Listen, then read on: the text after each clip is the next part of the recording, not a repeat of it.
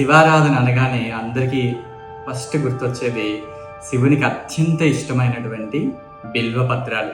సాధారణమైనటువంటి బిల్వ పత్రాలు అంటే 3 ఆకులు కలిగినటువంటి బిల్వ పత్రాన్ని మన పరిసరాలు మనం రెగ్యులర్గా చూస్తూ ఉంటాం. శివాలయాల్లో కూడా ఈ వృక్షాలు మనకు కనిపిస్తూ ఉంటాయి.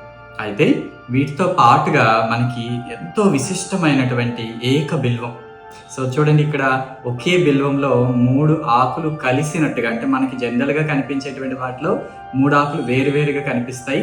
ఇక్కడ చూసినట్టయితే ఏక బిల్వంలో 3 ఆకులు కలిసి ఒకే బిల్వంగా ఏర్పడ్డాయి. సో ఇటువంటి ఈ బిల్వాన్ని ఏక బిల్వం అంటారు.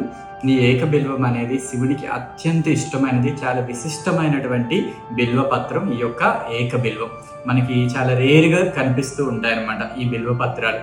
త్రిదళం త్రిగుణాకారం త్రినేత్రంచ త్రియాయుధం త్రిజన్మ పాప సంహారం ఏక బిల్వం శివార్పణం. ఏక బిల్వాన్ని ఆ ఒక్క పరమేశ్వరుడికి మనం అర్పించడం వల్ల అనేకమైనటువంటి మనం చక్కని పుణ్య ఫలాన్ని మనం పొందుతామని చెప్పేసి మనకి బిల్వాష్టకంలో కూడా చెప్తూ ఉంటారు.